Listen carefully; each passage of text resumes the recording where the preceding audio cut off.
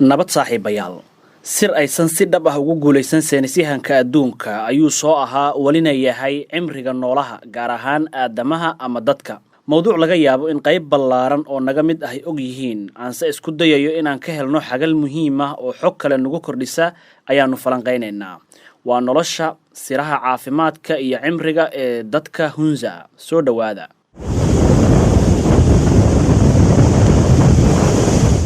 marka la soo dhawaada xiriirka ka dhaxeeya cimri dhererka iyo hanaanka cunto iyo qaab nololeedka khaaska ah ee dadka waxa uu yahay mid ay saaran tahay sumad weydiin ama calaamatu su'aal ay jawaab sugan wali u laayihiin culimada kuurka u gala cilmiga dadka aan toos u abaarno mowduuca aan qaadaa dhigayno ee wax ka ogaanshaha dadka Hunza सबसे पहला ईसा Khan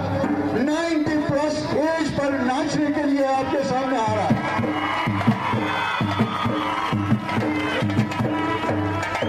marka laga hadlayo isirka dadka Hunza waa qabiil lagu garto astaamo gaar ah waxa ay leeyihiin indha cadcad oo waaweyn iyo midabka jirkooda oo ah mid bool ah ama cad waxa la rumaysan yahay inay asal ahaan ka soo jeedaan faracii Iskandarkii weynaa ayna ka hareen ciidankiisii ku soo duulay Hindiya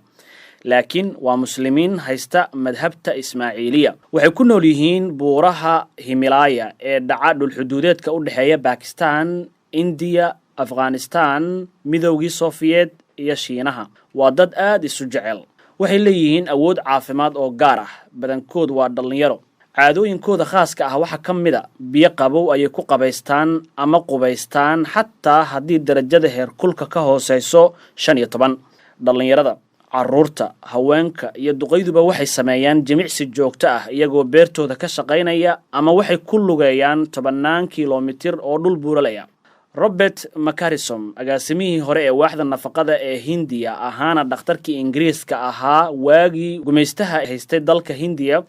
ayaa loo arkaa inuu yahay qofkii ugu horeeyay ee daraasayn ku sameeyay qabiilka Hunza kadib markii uu ku dhex noolaa sanooyin dhakhtarkaasi waxa uu ogaaday in xataa uusan weligiis arkin qof Hunza ah oo xanuunada dunidu ka cabato sida sonkorta kansarka ama kaankarada kuwa caloosha ku dhaca iyo wadna xanuunka midkood ka cabanaya isagoo ka hadlay xaalkooda ayuu sheegay kadib markii aan baaray waxyaabaha saameyn ku leh xaaladda caafimaad ee qabiilka Hunza sida isirkooda dhaqankooda nadaafadda cunnada ay cunaan iyo jimicsiga jirkooda qaato iyo arrimaha la xiriira deegaanka waxa ii soo baxday in sirta ka dambaysa inay helaan nolol caafimaad leh iyo cimri dheeridani waxay salka ku haysaa hanaanka cunto oo ay raacaan ayuu yiri cilmi baarayaal kale oo ay ka mid ahaayeen Henry Kondo oo ah caalim u dhashay wadanka Romania qaatayna abaalmarinta Nobel ayaa kadib markii uu daraaseeyay biyaha ku jira waadiga Hunza si uu ogaado in biyahani ay door ka qaateen cudur la'aanta qabiilkaasi ayaa isna waxa uu soo saaray natiijo sidoo kale cilmi baarayaasha kale ah Ollerston Arshen John Calorek oo qoray buug uu u bixiyay boqortooyadii ku luntay buuraha Himalaya iyo sidoo kale Robert McCarrison ayaa kamid ah khubarada waqtiga ku bixiyay sirta cimriga iyo caafimaadka suuban ee Hunza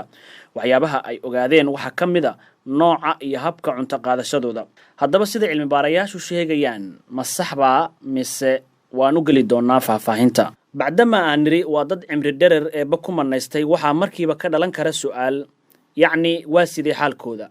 ma sida waayeelada ama duqeyda aan naqaano ayay marka ay lixdanaadka dhaafaan waxa ay noqdaan kuwa tukuba oo taag dareeya oo walibana ka cawda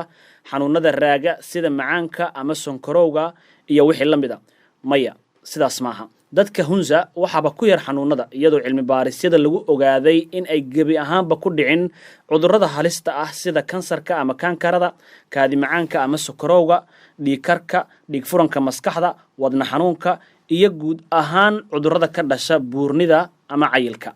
haddii aan u weecanno haweenka Hunza gaar ahaan aan soo qaadanno xilliga dhalmagoyska waxaaba laga yaabaa ama ay u badan tahay inaad wacaal u hayso waaqiciga dunida caadiga ah in haweenku ku da'gooyaan 40 ama 50 jir waa sida la arko balse bilcaamaha Hunza sidaas ma aha dumarkooda waxay ku dhalmagooyaan ku dhawaad 100 sano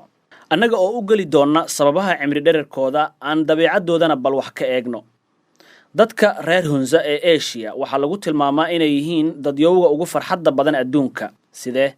maadaama aan niri waxa ay ku nool yihiin nolol hooseysa sidee ayay haddana u yihiin kuwa faraxsan. daraasado ay ku sameeyeen cilmi baarayaal shisheeye oo weliba reer galbeed ah ayay daaha kaga rogeen kadib markii ay dhulkaas socdaalla ku tageen in warwar la'aanta nolol maalmeedkooda, hanaankooda nolosha iyo deegaanka nadiifka ah ee ay ku nool yihiin dadka Hunza ay ka dhigtay inay noqdaan kuwa farxad badan. waxay la macno tahay inay tahay sir ka mid ah sababaha cimri dhererkooda. markan ayaan se toos u galaynaa sababahaasi. celcelis ahaan waxay noolaadaan 145 sano sida lagu ogaaday cilmi baaris lagu sameeyay qowmiyadan Hunza. sirta cimri dhererkooda ayaa waxa la rumaysan yahay inay ka dambayso sababo isbiirsaday sida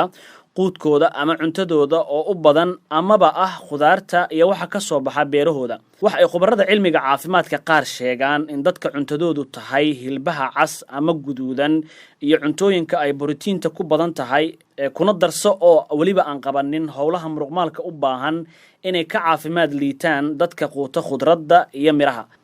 khudradda ay sida joogtada ah u quutaan waxa ka mid ah karootada ama dabacasaha, baradhada, tufaaxa, bambeelmada ama liin macaanta iyo saladka.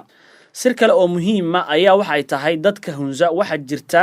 in xilliga guga 7 maalmood oo xiriir ah ay ka soomaan sanad kasta. toddobaadkaasna cabitaan iyo biyo kaliya ayay ku afuraan oo ay maalinta xigtaana ku soomaan.